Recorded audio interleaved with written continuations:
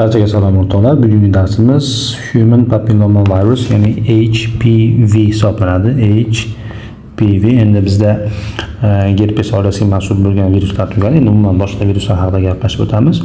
Dastlab virusning umumiy xususiyatlari haqida gaplashib o'tadigan bo'lsak, bu ham bu yerda e'tibor berayotgan bo'lsak, sovuq ranglar bilan ifodalangan va bu ham DNK dan iborat.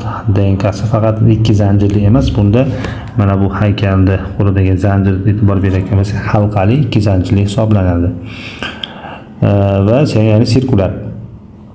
Virus qobiq jihatdan naked, ya'ni bizda Davidning haykali borligi orqali ifodalangan bo'lyapti va virusni bir necha serotiplari mavjud. Kitobimiz bo'yicha 75 dan ortiq serotip mavjud degan bo'lsa, lekin shundan bizga 6 tasi klinik ko'rinishlari bilan muhim. Bular qaysilar desak, 1-chi, 4-chi, 6-chi, 11-chi, 16-chi, 18-chi, 31 va 33 ham kiradi. Ya'ni har bitta serotip haqida bir ma'lumot berib o'tamiz. Dastlab o'zi virus rezervuari kimsa inson terisi yoki jinsiy a'zolari hisoblanadi. Yuqishi bevosita teginish, kontakt yoki bo'lmasam zararlangan buyumlar orqali yuqib qolishi mumkin. Va har bitta serotip haqida gaplashib o'tamiz. Dastlabkisi mana bu panjaraning tashqarisida turgan ikkita bolacha, biri qo'lini bir qilib turibdi, ikkinchisi to'r qilganligi. Bu ikkalasi ham shu 1-chi va 4-chi serotiplar ekanligi ifodalangan va bularni kiyimida yoki terisida bir qancha ko'kimtir rangdagi dog'lar tasvirlangan. Bu dog' emas, ya'ni bizdagi so'gallar, ya'niki cutaneous warts, inglizchada warts deyiladi. Hammamizga shu ma'lum mashhur bo'lgan so'gallar hisoblanadi. Bular nima qiladi desak, shu shilliq qavatni bazal qatlamini zararlab, o'sha joyda qattiqlashib, ya'ni giperkeratoz so'galni hosil qilishi mumkin bo'ladi. Keyingi serotiplari esa mana bu yoshi kattaroq bolachalar futbolkasidagi 6 hamda 11 raqamlari yozilganligi orqali tasvirlangan. Bular bir qancha boshqacha holatlarga sababchi bo'lishi mumkin. Misol uchun mana bu 6-raqamdagi bola e'tibor berayotgan bo'lsak, shu kiyimini, ya'ni shortligini ichiga qand solayotganligi ifodalangan. Bu orqali anogenital warts, ya'ni bo'lmasam condylom accumulata, ya'ni shu jinsiy soha atrofida so'gallar hosil qilishi mumkinligi ifodalangan bo'lyapti. Yoki bo'lmasam undan tashqari mana bu 11 raqam bilan ifodalangan bola shu qandni yana og'ziga solyapti. Bu orqali esa orofaringeal kanserga yoki bo'lmasam laringeal papillomatozis holatiga sababchi bo'layotganligini ifodalasak bo'ladi.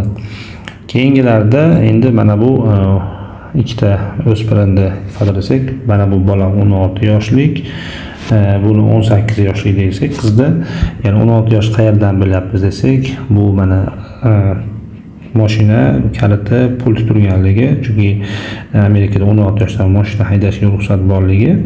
18 yoshli qizni esa qo'lida I vote degan so'z turibdi, ya'ni men ovoz berdim degan mazmunda, ya'ni 18 yoshdan ovoz berish huquqiga ega ekanligi.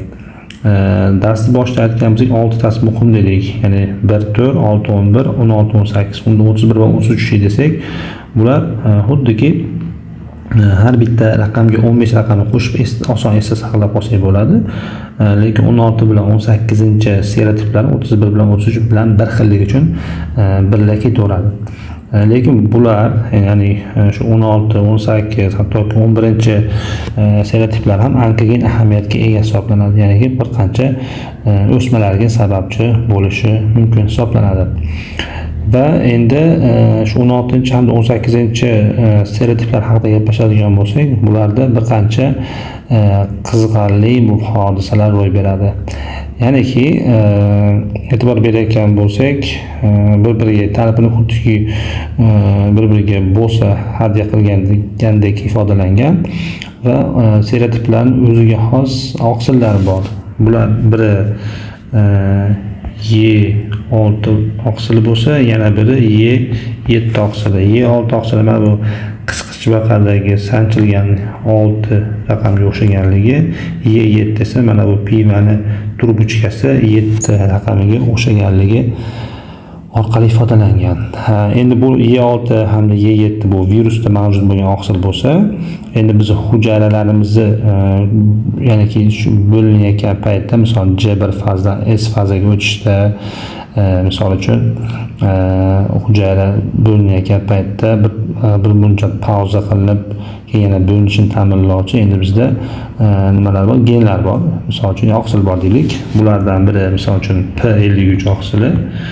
P53 oqsili E6 oqsili P53 ni bloklaydi. Yana bir E7 deganimiz esa biz retinoblastoma protein degan, ya'niki RB deb nomlangan proteinimiz bor. Shuni ingibitsiya qiladi yoki ingibillaydi. Buni hisobiga hujayra shu pauza bo'lmasdan to'xtovsiz ravishda ko'payib ketish hisobiga o'smalarni keltirib chiqarishi mumkin bo'ladi.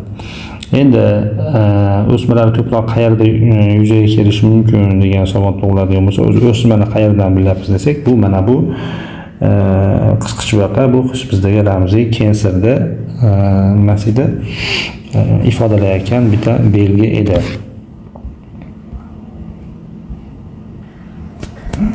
Umuman olganda do'stlar, e'tibor berayotgan bo'lsangiz, stol ikki xil rang bilan ifodalangan, ochiq ko'k hamda to'q ko'k rangda. Bu o'sha hujayralarni bir fazdan ikkinchi fazaga bo'linayotgandagi holat. Va bunda mana bu e'tibor berayotgan bo'lsak, mana bu qisqich vaqani oyog'ini kesib turibdi. Mana bu joyda shu bir bosqichdan ikkinchi bosqichga o'tayotganda pauza ushlab turishni vazifasini bajargan bo'lsa, bizdagi shu E6, E7 oqsillari shu jarayonni to'xtatyapti va shuni hisobiga hujayra to'xtovsiz sikl davomida bo'linib ko'payish xususiyatiga ega hisoblanib o'tyapti. Endi diagnostika qanday qilinadi desak, varslar bizga so'gallar aniq hisoblanyapti, ya'ni 11-chi, 4-chi, 6-chi ko'rinishdagi. Endi imенно shu 18-chi serotiplarga mansub bo'lgan mana bu misol uchun bachadon bo'yni saratoniga sababchi bo'layotgan kanser o'smalarida esa bu sal boshqacharoq, ya'niki Papa Nikolau surtmasi ko'rilganda mana bunda xuddi shunaqa ko'kimtir rangdagi rangda ko'rishimiz mumkin bo'ladi, DNK zonalarini ko'rishimiz mumkin bo'ladi. Endi umuman davolash qanaqa desak, shu so'gallarni har xil usullarni olib tashlash, lekin o'smalarda esa o'smaga qarshi preparatlar berishimiz mumkin bo'ladi va virusga qarshi sidofavir degan dorini berishimiz mumkin bo'ladi. Profilaktika qanaqa desak, bunda bizda milliy emlash kalendarimizda shu o'smir yoshdagi qizlarda shu odam papilloma virusiga qarshi vaksina bor. Vaksina qilish orqali bachadon bo'yni saratonini oldini olishimiz mumkin bo'ladi.